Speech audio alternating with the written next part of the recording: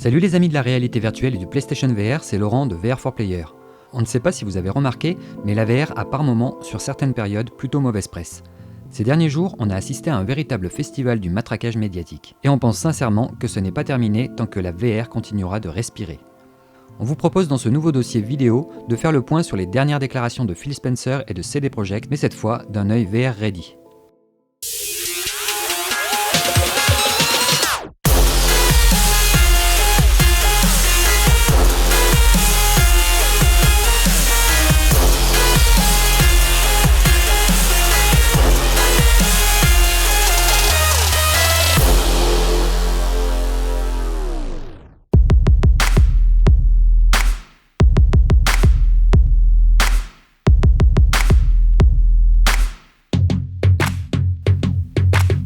Nous nous posons des questions sur la véritable implication de Microsoft en réalité virtuelle depuis maintenant plusieurs années.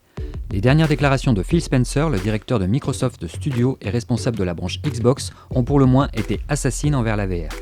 Il a déclaré le 14 novembre dernier, durant une interview accordée au site stevivor.com, durant le XO19 à Londres: Personne ne vend des millions et des millions de casques de réalité virtuelle. J'ai quelques problèmes avec la réalité virtuelle, elle est isolante et je considère les jeux comme une expérience qui doit rassembler. Nous répondons aux demandes de nos clients et personne ne demande la réalité virtuelle. La grande majorité de nos clients savent que s'ils souhaitent vivre une expérience de réalité virtuelle, il existe d'autres systèmes pour les obtenir, sur PC et ailleurs. On pense que nous pourrions y arriver éventuellement, mais oui, ce n'est pas notre objectif. Il est maintenant intéressant de voir comment quelques phrases de Phil Spencer peuvent avoir un effet néfaste sur tout un marché. C'est la source, le point zéro de la polémique. Telle une pyramide, l'information passe ensuite au niveau 2, la presse et les influenceurs. La citation a été fortement relayée de partout dans le monde par la presse spécialisée mais également généraliste. On peut aussi remarquer le nombre impressionnant de vidéos YouTube que cette annonce a généré. La réalité virtuelle est isolante, elle ne se vend pas, personne ne demande la réalité virtuelle. Si vous souhaitez de la réalité virtuelle, nous vous conseillons d'aller sur PC. Voilà le message qui a fait le tour du monde en à peine un jour. La déclaration de Phil Spencer a été rendue publique sur le site stevivor.com le 26 novembre. Le 27, la toile s'enflammait comme un château de paille. Enfin, on arrive au niveau 3 de la propagation de la nouvelle, les joueurs qui se foutent de la VR, une sorte de trollage organisé, qui n'ont jamais essayé un casque VR de leur vie et qui vont se charger de finir le boulot en propageant de fausses informations. Car oui, il est aujourd'hui difficile de parler de VR sur un forum, ne serait-ce que de la suggérer sans se prendre des tonnes de commentaires qui vont répéter bêtement que la VR ça fait gerber, que c'est un fiasco, que personne n'en veut, j'ai lu un article qui disait que la VR est morte, etc., etc., etc. C'est de bonne guerre, cette déclaration est dans l'intérêt de Microsoft qui ne sera pas présent en VR, mais il est toujours important de bien comprendre ce type d'action et de ne pas boire les paroles sans réfléchir. On connaît ce procédé, cela s'appelle des campagnes de bashing et elles sont très courantes en bourse pour faire chuter la valeur d'une action par exemple. Il existe même des sociétés qui en ont fait un business. Gare aux commentaires donc.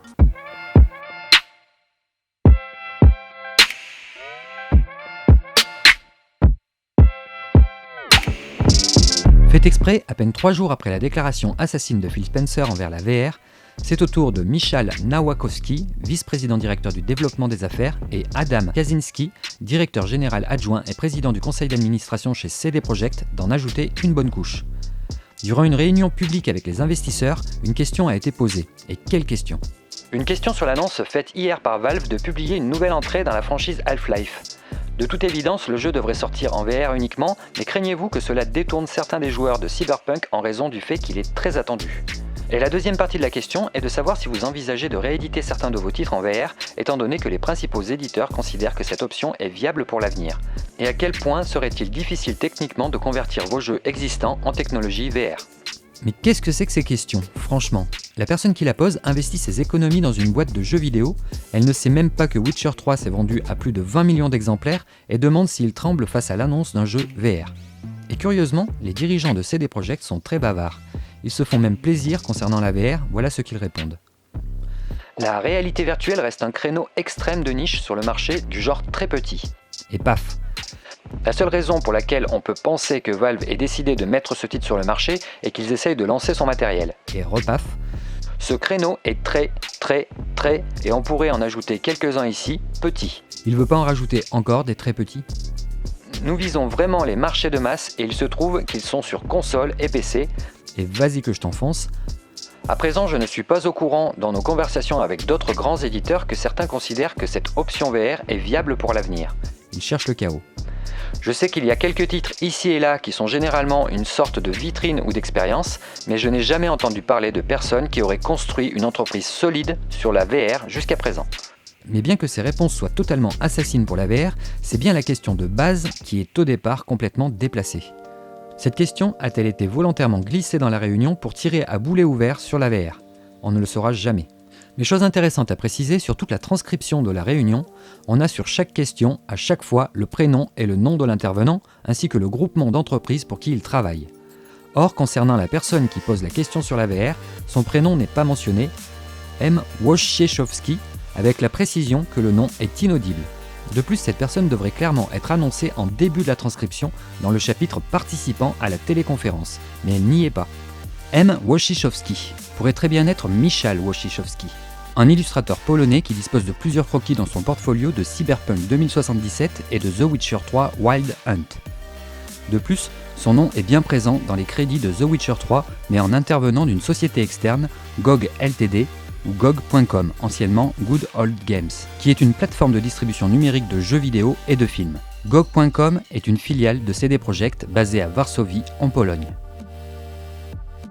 Au final, quelles sont les conséquences ? Tout comme les propos de Phil Spencer 3 jours avant, cette déclaration fait aussi le tour du globe en une journée. Et dans la tête des joueurs, ça y est, cette fois, la VR est morte. On ne sait pas si vous avez remarqué, mais depuis 2015, on entend toujours des gens cracher sur la VR en disant qu'il n'y a pas de jeu. Et c'est drôle, mais quand il y en a un qui sort, il se fait fracasser aussi. On vous rappelle que l'annonce de Half-Life Alyx n'a pas été des plus simples, beaucoup attendaient Half-Life 3 en plat et les insultes ont coulé dans les commentaires en attaquant directement la VR. Et bien souvent, ces commentaires hurlants sur la VR proviennent de personnes qui n'ont jamais mis un casque sur la tête pour jouer à un vrai jeu VR.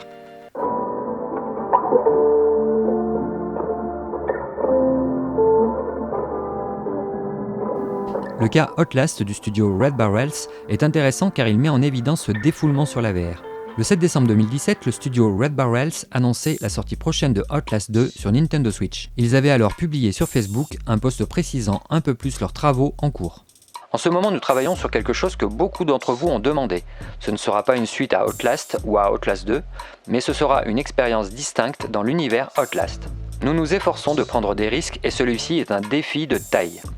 Le mot « expérience » a beaucoup de sens en VR. De plus, nous nous efforçons de prendre des risques et celui-ci est un défi de taille. Cela veut donc peut-être dire que le studio s'attaque ici à quelque chose qu'ils n'ont jamais développé, un titre en réalité virtuelle par exemple. Bref, la mayonnaise commence à prendre. Le studio Red Barrels a teasé le 31 octobre pour Halloween une affiche qui annonce prochainement une nouvelle version de Outlast. Une éventuelle version VR tient parfaitement la route, mais le rêve sera de courte durée puisque le 5 décembre une affiche est publiée, The Outlast Trials. Cette affiche présente 3 personnages avec une sorte de vieux casque de vision nocturne pouvant clairement faire penser à une affiliation du titre avec la réalité virtuelle. Le studio répond rapidement dans les commentaires de sa publication en précisant que le jeu n'est pas VR. Et il le répète plusieurs fois, le titre sera un multi en ligne. Mais ce qu'il faut retenir là n'est pas vraiment cette annonce, mais plutôt les commentaires suite à cette annonce. Sur Facebook, cette publication a généré plus de 3500 commentaires avec une extrême majorité disant « Merci, ouf, ce n'est pas de la VR. Vous nous avez pas fait le coup de Valve, merci. Ouf, on a eu chaud. Merci de ne pas être devenu comme Valve. C'est pas de la VR, vous pouvez revendre vos PSVR. » Comme me le fait remarquer Sei, en fait, on a presque l'impression que dire que le jeu n'est pas en VR est devenu un élément marketing après Half-Life Alyx. Vous souvenez-vous avoir déjà vu une masse de joueurs console parler aussi violemment de la PSP par exemple ? Les 25 millions d'utilisateurs des fois forcés de Kinect se sont-ils fait limite insulter quand ils demandaient un jeu compatible avec l'accessoire ? Visiblement, le cas VR est bien à part. Et comme par hasard, toutes ces déclarations interviennent comme par magie juste avant les fêtes de Noël. Précisément fin novembre sur la période des achats. Un bon moyen d'enrayer dangereusement les ventes de casques de réalité virtuelle sur le mois le plus important de l'année pour une technologie fantastique mais encore fragile.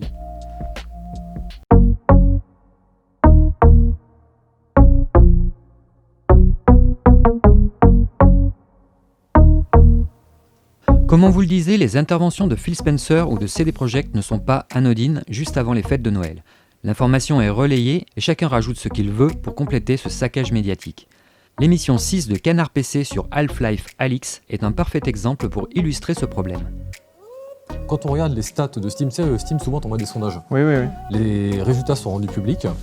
Les derniers résultats disent qu'il y a 0,38% de gens sur Steam qui possèdent le Rift Oui. et 0,34% qui possèdent le Vive. Ouais. Le marché, là, il est peanuts, quoi. C'est faux.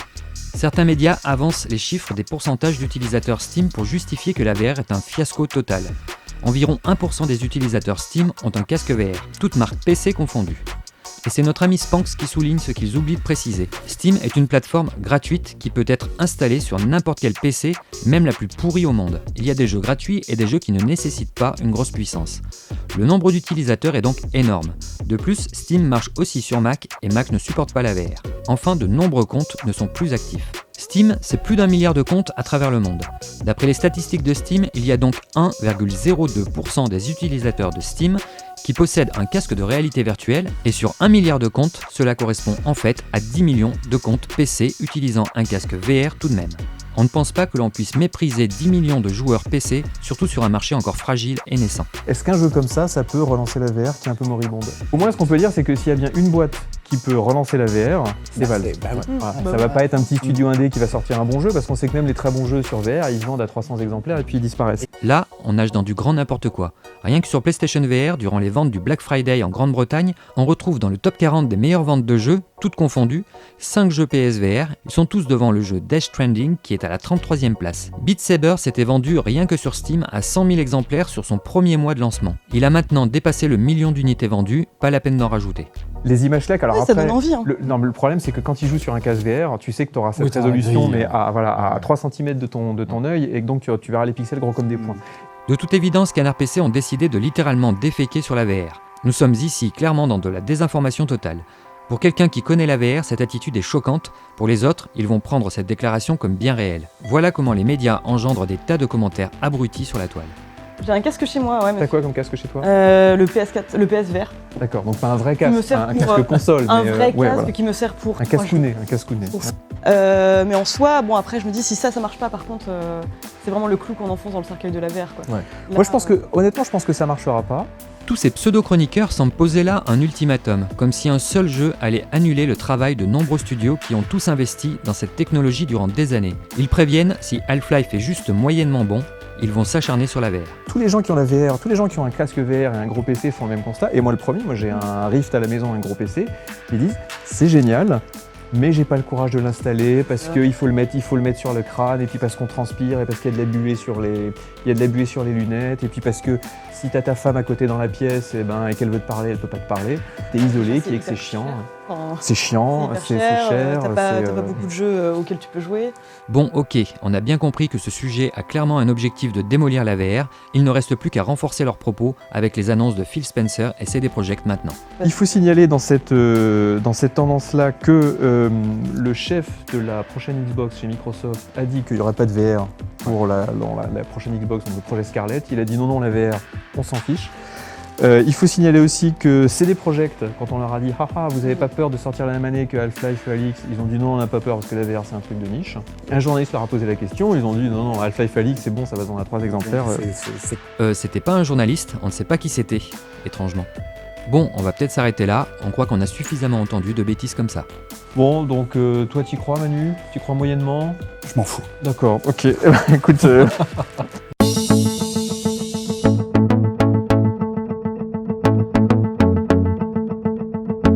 Revenons un peu à Phil Spencer, car il est important de rafraîchir les mémoires sur le sujet de la VR. Beaucoup disent que Microsoft ont raison de ne pas rendre compatible la future Scarlett avec la VR.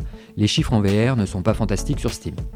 Mais au final, n'est-ce pas très facile de faire le constat d'un échec et d'en ressortir en disant « on a bien fait de ne pas investir », alors que l'on n'a finalement pas fait grand-chose pour lancer cette technologie depuis le début. En mars 2014, Phil Spencer déclarait à Gamasutra, durant la GDC, « La réalité virtuelle est définitivement une chose avec laquelle nous jouons depuis un certain temps.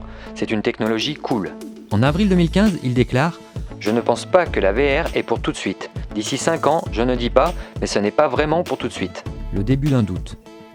Toujours en avril 2015, il déclare dans le magazine Edge « Je considère la réalité virtuelle comme un espace intéressant. C'est certainement différent de la réalité mixte que nous faisons avec HoloLens, mais rien ne nous empêche de faire quelque chose dans l'espace de réalité virtuelle. » Il introduit le terme réalité mixte. Puis, en novembre 2016, nouveau retournement de veste dans une interview accordée au site Stevivor. L'une des principales critiques formulées par Phil Spencer à propos du HTC Vive et de l'Oculus Rift est le manque de mobilité, en particulier en ce qui concerne le cordon reliant les périphériques à un ordinateur au lieu d'être sans fil. On casse la concurrence. En juin 2016, Phil Spencer déclare dans un entretien accordé au magazine Wired: Une PS4 et une Xbox One ne pourront pas créer une version stéréoscopique à haut framerate de ces jeux. La capacité et les spécifications matérielles dont elles ont besoin pour offrir une expérience VR a une exigence de 6 teraflops. Il fait référence à la Scorpio. En avril 2017, le site Gamasutra bénéficie d'une interview exclusive avec Phil Spencer. Ce dernier déclare très clairement concernant le projet Scorpio: Nous allons donc soutenir la réalité virtuelle sur le projet Scorpio, nous l'avons dit sur scène, nous appuierons la VR sur le projet Scorpio, nous allons le faire, je pense que c'est important, je pense qu'il existe de superbes expériences VR immersives. Souvenez-vous également de ce qui était clairement indiqué sur le site Microsoft au lancement de la Xbox One X projet Scorpio. Cette mention a été retirée quelques semaines plus tard. La seule et unique console capable d'afficher des jeux en vrai 4K, un tacle à Sony, et de la réalité virtuelle en haute fidélité, et rubbing. En juin 2017, le Wall Street Journal affirme, en se basant sur les propos de Mike Nichols, en charge du marketing au sein de la division Xbox, que la nouvelle Xbox One ne proposera pas de réalité virtuelle. Mais Phil Spencer déclare au même moment à CNET.com que la console supporte bien cette nouvelle technologie et que l'engagement de la société en la matière n'a pas changé. Durant l'E3 2017, toujours en juin, Phil Spencer annonce qu'il n'y aura pas de VR sur Xbox One X. Il y a quelques années, je pense que nous avions peut-être une exubérance en matière de réalité virtuelle. Je pense que c'est un investissement dangereux pour notre industrie. Nous nous concentrons donc sur la plateforme Windows. Nous aurons 4 constructeurs qui expédieront de bons casques à des prix vraiment abordables cet automne. Il veut parler de la gamme Windows Mixed Reality, mais il vient juste avant de dire que le marché n'était pas formidable, que ça ne marchait pas très bien. La gamme WMR sort en octobre 2018 avec les casques Acer, Dell, HP, Lenovo et Samsung. Le prix des casques est bradé de 50% à peine 3 mois après leur lancement. Dans une interview avec Games Industry en juin 2018, Mike Nichols, responsable marketing des jeux chez Microsoft, a déclaré: Nous n'avons pas de plan spécifique aux consoles Xbox en réalité virtuelle ou en réalité mixte. Pour finir, nous arrivons à la dernière déclaration de Phil Spencer. D'après Spencer, l'une des raisons de ne pas ouvrir sa future console Xbox Scarlett à la VR est que ce marché ne décolle pas suffisamment pour les intéresser. Il avoue clairement que c'est une question de rentabilité. Quand il annonce cependant que personne ne vend des millions et des millions de casques VR, il oublie de rappeler que Sony en vendu 4,2 millions de PSVR et que les chiffres sur PC tournent autour de 10 millions de casques. Alors oui, c'est pas énorme, mais on est sur un marché naissant qui aurait besoin du soutien de Microsoft et pas de son snobisme. Phil Spencer nous sert ensuite un argument prémâché sur l'isolation d'un joueur en VR. Il considère les jeux comme une expérience qui doit rassembler. Si l'on met de côté les jeux en coop local, que fait un joueur sur une console ou un PC ? Il va s'enfermer dans sa chambre et va se mettre en réseau pour jouer avec ses amis en ligne. Il restera planté devant un écran plat. J'ai quelques problèmes avec la réalité virtuelle, elle est isolante. Bla bla bla bla bla. Phil Spencer rajoute ensuite: La grande majorité de nos clients savent que s'ils souhaitent vivre une expérience de réalité virtuelle, il existe d'autres systèmes pour les obtenir sur PC. Il invite donc les joueurs consoles qui n'ont pas forcément les moyens à prendre un crédit pour se monter un gros PC gamer VR ready, qui varie entre 1000, 1500 et 2000 euros, et de rajouter à cela le prix d'un casque VR. Sur le site xbox.com, la première accroche sur la page XO19 est « Xbox propose de nouvelles façons de jouer pour tout le monde ». Et bien visiblement, une partie des joueurs sera bien laissée sur la touche, même si cette partie est encore une minorité sur Xbox Scarlett. Phil Spencer a aussi déclaré durant cette interview concernant la Xbox Scarlett: Nous répondons aux demandes de nos clients et personne ne demande la réalité virtuelle. Ce qui est drôle, c'est que si on pose la question aux joueurs, l'idée de l'arrivée de la VR sur Scarlett n'est clairement pas si tranchée. Sur plus de 5500 votes, le résultat des votes est environ de 50-50. Sony a dû voir passer cette déclaration et Shuei Yoshida, l'ancien président de Sony Worldwide Studios, qui a laissé sa place récemment à Herman Hulst, n'a pas mis très longtemps pour répondre sur Twitter concernant cette prise de parole publique. Nous travaillons toujours très dur pour faire des choses qu'aucun joueur n'a demandées. Cette remise en place de la part de Sony met en évidence les deux philosophies totalement différentes des deux marques. Là où Microsoft se contente de proposer ce que les joueurs demandent, par déduction de ce qu'ils achètent, Sony propose donc des choses auxquelles les joueurs n'ont pas pensé, en d'autres termes, de l'innovation. On se souvient de l'intervention de Andrew House, le président de Sony Interactive Entertainment, en septembre 2017. Je ne suis pas totalement à l'aise avec le fait d'être le leader du marché de la VR avec l'écart qu'il semble y avoir actuellement. Dans un domaine aussi nouveau que celui-ci, il serait préférable de voir une variété de plateformes réaliser de bons résultats pour générer une montée en puissance et créer un public. Il s'exprimait à l'époque sur l'absence de Microsoft en VR sur console, en soulignant que le marché de la réalité virtuelle avait besoin de tous les acteurs du secteur pour démarrer sainement. Microsoft n'avait déjà pas visiblement l'intention d'aider la réalité virtuelle en 2017. Cela fait maintenant 4 ans que l'on entend bien parler de VR, mais avec le recul, les joueurs ont entendu un tas de déclarations. Et puis non, c'est trop tôt, et puis non, il y a trop de fils, et puis non, il faut 6 teraflops, et puis non, on a la One X et 6 teraflops, mais c'est pas terrible les expériences VR. Si on rajoute à ça le motion sickness, on se retrouve avec une base de consommateurs qui ne savent plus vraiment si c'est le bon moment ou pas d'acheter un casque.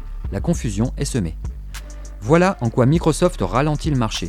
Les dernières attaques avant Noël ne sont pas anodines. Quand on observe l'impact qu'une seule déclaration de Phil Spencer peut avoir sur le nombre de vidéos YouTube publiées et le nombre d'articles générés, le public finit par ne plus croire en la VR. Et on se retrouve avec des réactions telles que celles qu'on a pu lire pour Half-Life Alyx ou Outlast.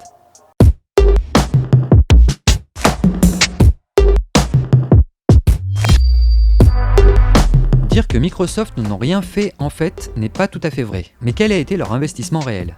On vous rappelle que la marque Microsoft a libéré des fonds pour aider des constructeurs à développer leur propre casque de réalité virtuelle compatible avec Windows 10. Il n'y a pas de casque VR de marque Microsoft. La gamme Windows Mixed Reality représente un ensemble de casques VR des marques Lenovo, Dell, Asus, Acer, HP, Panasonic et Samsung. Ceci a été possible via un partenariat et donc un contrat. Microsoft faisait des économies en évitant de dépenser une fortune pour fabriquer un casque, donnait donc une enveloppe pour aider les marques WMR et prenait à sa charge la fabrication des contrôleurs VR. En échange, ces marques s'occupaient de la production, avec le risque financier qu'ils représentaient, et bénéficiaient d'une visibilité sur la gamme WMR, sur le store de Microsoft et d'une compatibilité avec Windows 10. Ces différents casques étant déjà sortis, ils auraient pu sans problème être utilisés facilement sur Xbox One X ou Scarlett. Mais cette prolifération de casques VR de toutes marques sur le marché de la VR n'a eu selon nous que des conséquences négatives. Le marché étant naissant et donc particulièrement fragile, les ventes de casques VR ont donc été diluées sur plusieurs modèles, les Oculus, les Vive, les WMR. Cela a fragilisé finalement le marché. Pendant ce temps-là, Microsoft envoyait ses petites phrases choc et annonçait que la VR c'était pour dans 10 ans. On sait pas vous, mais en général quand on veut vendre un produit et s'imposer sur un marché, on ne balance pas ce genre de phrases assassines pour soutenir ses partenaires en VR. Pour finir, il ne reste plus aucune trace des casques WMR sur le store Microsoft depuis plusieurs mois.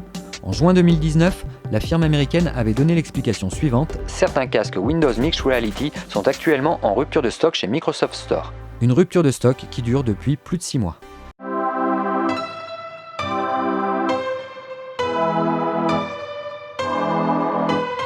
Microsoft est une société de logiciels et pas de matériel. Et ça, il ne faut jamais l'oublier. Malgré un accueil de Google Stadia plutôt mitigé, Microsoft souhaite imposer sa vision du cloud gaming, un monde où le matériel n'existe plus à la maison mais dans ses data centers. Ils contrôleront ainsi tout le marché du développement à la distribution en passant par votre machine virtuelle qui n'est pas du tout virtuelle en réalité. Il y a cependant un caillou dans l'engrenage, la réalité virtuelle. On le voit en ce moment même, les promesses de Google Stadia concernant la 4K 60 fps sont loin d'être toujours tenues et il en sera de même sur xCloud. Le cloud gaming n'est pas bridé par sa puissance, mais il l'est par votre débit et sa latence. Dans ces conditions, on comprend de suite le problème de la réalité virtuelle. Dans le cas de la VR, les serveurs doivent calculer 2 images différentes, sans compression visible vu que l'on a le nez sur l'écran avec les lentilles, sans latence et enfin avec un framerate minimum de 60 fps. 90 fps c'est mieux, et 120 fps c'est déjà le top confort pour lutter contre le motion sickness.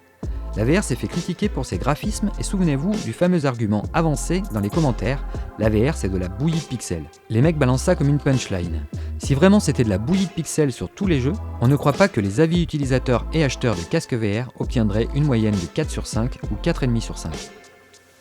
Il ne faut pas tabler sur du Beat Saber en VR dans le cloud, mais plutôt sur du Half-Life Alyx car le public attend une évolution de la qualité des jeux pour se lancer en VR sur la next-gen. La réalité virtuelle est donc un problème technique pour le cloud gaming. Elle a besoin de beaucoup plus de puissance, d'une résolution bien supérieure, de zéro latence et enfin d'un framerate minimum de 60 fps fixe. Mais plus c'est mieux pour bien fonctionner. Imaginons maintenant que la VR explose et qu'il y ait plus de 150 millions de joueurs équipés VR dans le monde. Dans ce cas, les joueurs VR réclameraient tous de la VR dans le cloud. Et ce dernier n'étant tout simplement pas capable de la proposer, c'est l'ensemble du cloud gaming qui serait menacé. Dans ces conditions, on comprend mieux aujourd'hui pourquoi Microsoft ne fait absolument rien pour soutenir la réalité virtuelle. Pourquoi ils répètent depuis 2017 que cette technologie n'est pas encore au point? Pourquoi ils n'ont pas réellement soutenu les casques Windows Mixed Reality comme ils auraient dû le faire en ouvrant la One X à la VR? Pourquoi ils jouent constamment la montre sur cette question en multipliant les raisons bancales? On attend le sans fil. Et pourquoi maintenant que la Scarlett est en chantier, qu'elle dispose de la puissance nécessaire pour la VR et des casques déjà existants, il n'y aura pas de VR sur Xbox Scarlett? Microsoft n'est pas une société qui fabrique des PC, c'est une société de logiciels. Et quand le cloud sera en place, ils pourront enfin s'affranchir de tous les fabricants d'ordinateurs, Samsung, Acer, Asus, Lenovo, HP, etc. Ils pourront alors proposer une offre PC comparable à celle de Shadow dans le monde entier. Si la réalité virtuelle vous intéresse et que vous n'avez pas les moyens financiers de vous payer un gros PC gamer VR ready, et oui, si vous êtes sur console, c'est pas pour rien, la Xbox Scarlett ne sera donc pas la console faite pour vous. On espère que tout cet acharnement ne découragera pas Sony à terme à développer un PSVR 2 sur PS5. Si vous êtes sur PC, alors Oculus, Vive ou Valve sont là pour vous proposer des produits de qualité en VR. Facebook, HTC et Valve, tout comme Sony, sont les vrais acteurs du marché. Ils savent à la fois innover et prendre des risques. Ils ont très bien compris que la VR n'était pas un gadget ou un accessoire à la Kinect, et c'est ainsi qu'ils prouvent qu'ils aiment vraiment les jeux vidéo.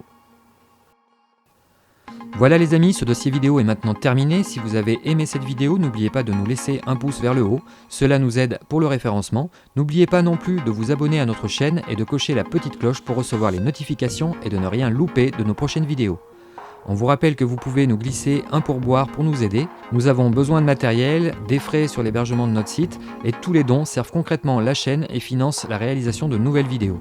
Pour nous aider, vous pouvez nous donner ce que vous voulez sur notre page Tipeee. Vous trouverez le lien dans la description de cette vidéo. On tient à remercier nos quelques tipeurs qui nous soutiennent activement. Sans eux, cette vidéo n'existerait tout simplement pas. Merci mille fois pour votre soutien, les tipeurs. Il y a Greg, Yatae, Oursic, AlexVR, Philippe C, Louvéa, Modinette et Majo. Un grand merci à vous. Merci de nous avoir suivis jusqu'au bout. Toute l'équipe de VR4Player vous dit à très bientôt pour une prochaine vidéo. Bon jeu à tous et longue vie à la VR. Bye bye.